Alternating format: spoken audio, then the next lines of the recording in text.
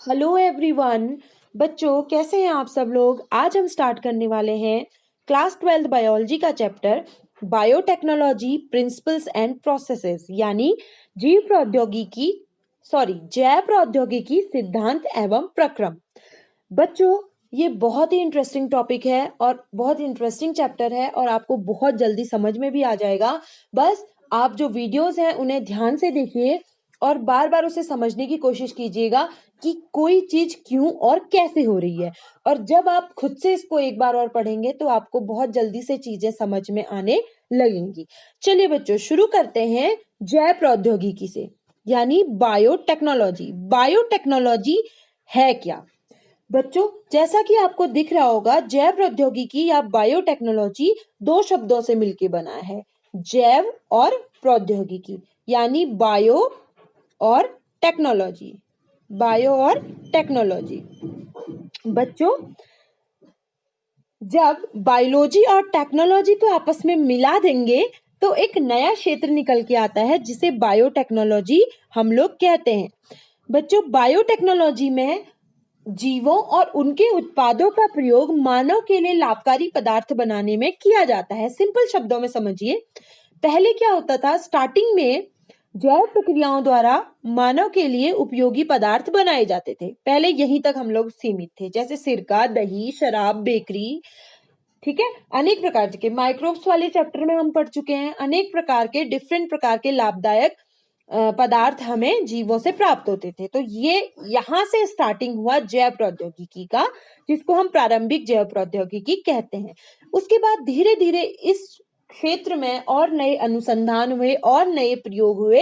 तो अब हम बात करने लग गए हैं रिकॉम्बिनेंट डीएनए टेक्नोलॉजी की, पुनर्योगज डीएनए तकनीक की, जिसके द्वारा हम जीवों में ही अनेक प्रकार की क्षमताओं का विकास कर रहे हैं, नए नए जीव उत्पन्न कर रहे हैं, जिन्हें ट्रांसजेनिक जीव कहते हैं। आगे हम और इसके बारे में जानकारी प्राप्त करेंगे। तो जिसको हम नई जैव प्रौद्योगिकी कहते हैं, जिसमें रिकॉम्बिनेंट डीएनए टेक्नोलॉजी सबसे इंपॉर्टेंट है। इसमें हम क्या क्या बात करते हैं, जेनेटिकली मॉडिफाइड ऑर्गेनिजम्स की हम बात करने लग गए हैं, टेस्ट ट्यूब बेबीज की, जीन सिंथेसिस की, जीन थेरेपी आदि टर्म्स को हम यहाँ पर यूज करने लगे। यानी हम जैव प्रौद्योगिकी के क्षेत्र में रोज नए नए स्तरों पर बढ़ रहे हैं बच्चों। चलिए सबसे पहले हम जैव प्रौद्योगिकी की एक डेफिनेशन को यहाँ पे समझने की कोशिश करते हैं, जो दी गई है EFB, European federation of biotechnology ने ये डेफिनेशन दी है। आइए समझते हैं कि वो क्या कहते हैं। यूरोपियन फेडरेशन ऑफ बायोटेक्नोलॉजी के अनुसार उत्पादों व सेवाओं के लिए प्राकृतिक विज्ञान एवं जीवों, कोशिकाओं और उनके भागों तथा आणविक प्रतिरूपों के समायोजन को ही जैव प्रौद्योगिकी कहते हैं। ठीक है बच्चों, जैव प्रौद्योगिकी में जैव रसायन, बायोकेमिस्ट्री, सूक्ष्म जीव विज्ञान, माइक्रोबायोलॉजी, आनुवंशिकी, जेनेटिक्स और रसायन अभियांत्रिकी यानी केमिकल इंजीनियरिंग का जब निचोड़ होता है, इनका जब एकात्मक रूप हो जाता है, इनका जो निचोड़ होता है, उसी को ही हम जैव प्रौद्योगिकी एक तरीके से कह सकते हैं। इसके अलावा बच्चों जीवों, सजीव तंत्रों, सूक्ष्म जीवों, कोशिकीय अवयवों का मानव की सेवा के लिए उपयोग करने को ही जैव प्रौद्योगिकी कहते हैं। बच्चों होमोसेपियंस यानी हम जीव जगत के सबसे बुद्धिमान और कैपेबल जीव हैं, आपको पता है। तो हमको पता है कि किस तरीके से हमने किस जीव का उपयोग करना है अपने फायदे के लिए। ठीक है, ये जैव प्रौद्योगिकी का कॉन्सेप्ट है।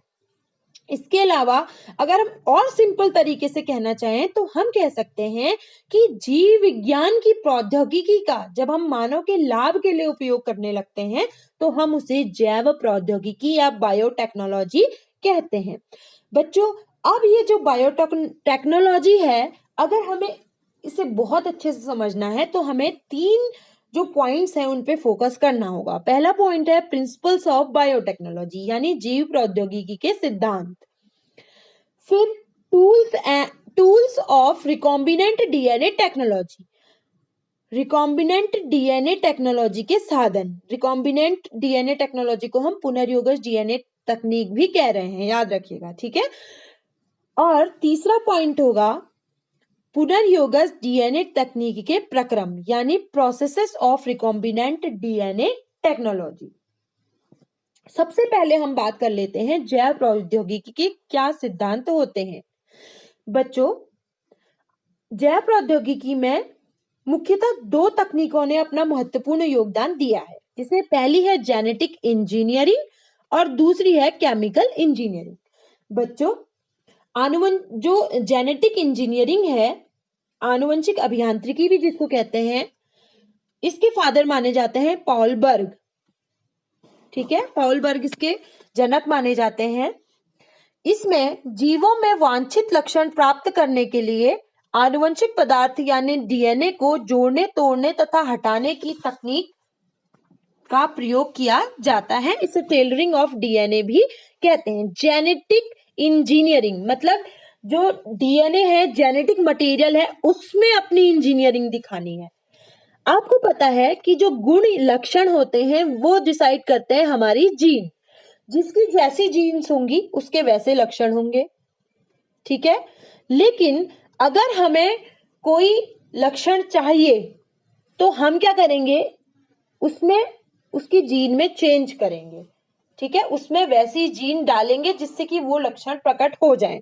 तो उसके लिए हमें डीएनए को कहीं पे जोड़ना होगा, तोड़ना होगा, यानी ये सब जो इंजीनियरिंग हमने जेनेटिक मटेरियल में करनी है वो सब आती है जेनेटिक इंजीनियरिंग के अंतर्गत। दूसरी यहाँ पर बात करते हैं केमिकल इंजीनियरिंग की।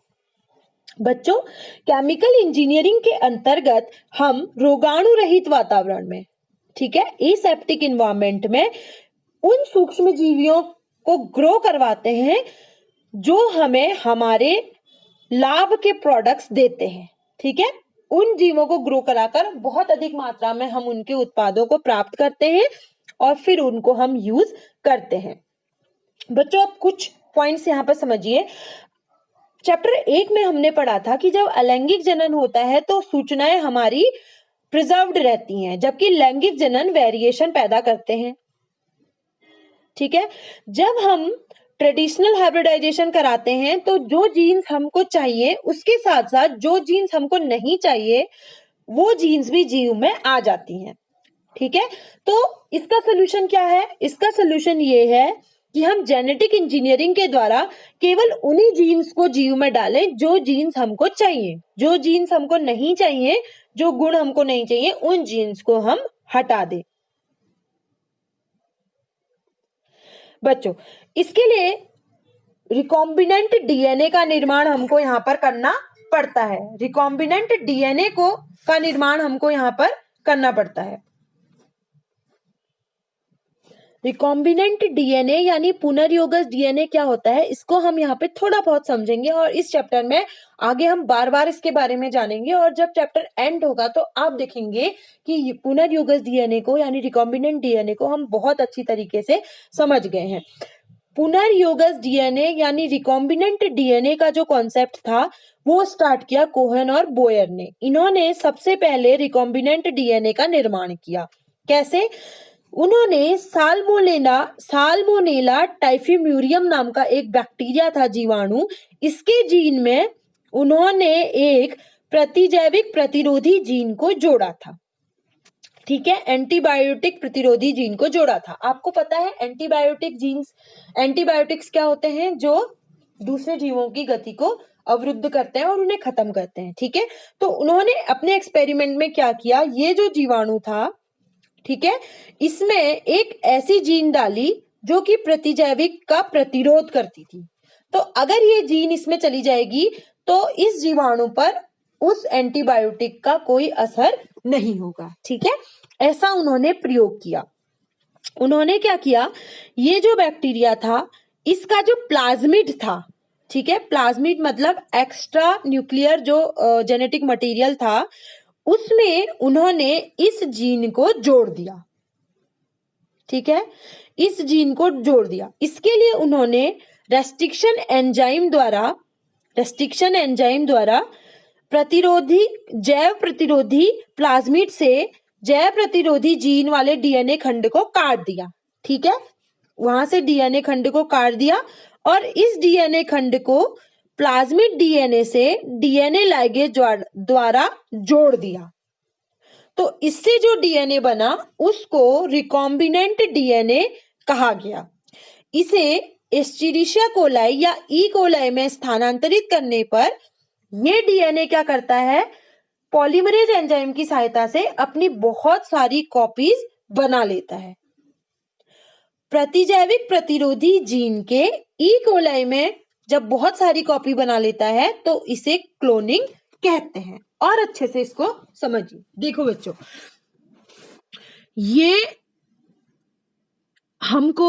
ये एक जीव है, ये बैक्टीरिया है। ये बैक्टीरिया क्या, जब हम एंटीबायोटिक्स इसमें इंसर्ट करते हैं, एंटीबायोटिक्स के लिए ये रेजिस्टेंट नहीं है, यानी एंटीबायोटिक जब होती हैं तो ये एंटीबायोटिक्स इस पे असर करती हैं और ये इसकी ग्रोथ नहीं होती है, मर जाता है।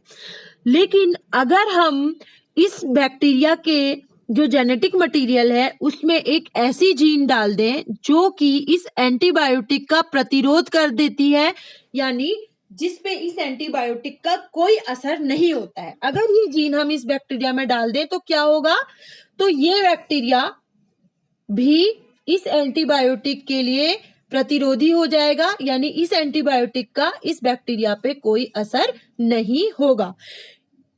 तो जब हम एक ऐसी जीन को इसके जो जीनोम है इसके साथ जोड़ देते हैं तो इस प्रकार जो डीएनए बनता है उसे रिकॉम्बिनेंट डीएनए या पुनर्योगज डीएनए कहते हैं। ये देखिए, यहां पर आपको एक जीव दिख रहा है जो कि एक ऐसी जीन देगा जो हमें चाहिए, ठीक है। यहां से हमने जीन आइसोलेट कर ली, इसके बाद यहां से हमने एक्स्ट्रा क्रोमोसोमल प्लाज्मिड लिया, ठीक है, फिर उन दोनों को जोड़ दिया, तो ये जो बना ये रिकॉम्बिनेंट डीएनए हुआ, ठीक है। इस प्रकार जो नया डीएनए बना जिसमें बाहरी डीएनए भी है तो उसे रिकॉम्बिनेंट डीएनए कहेंगे। इसके बाद हम इसे ई कोलाई में प्रवेश करा देंगे तो इसकी मल्टीपल कॉपीज वहां पर बन जाएंगी, तो रिकॉम्बिनेंट डीएनए मॉलिक्यूल फिर ये हो जाएगा और जिसमें ये डीएनए पाया जाएगा उसे रिकॉम्बिनेंट डीएनए कहेंगे। जिसमें अलग जीव से प्राप्त डीएनए को बाहरी डीएनए या फॉरेन डीएनए कहते हैं और वाहक डीएनए को वेक्टर कहेंगे।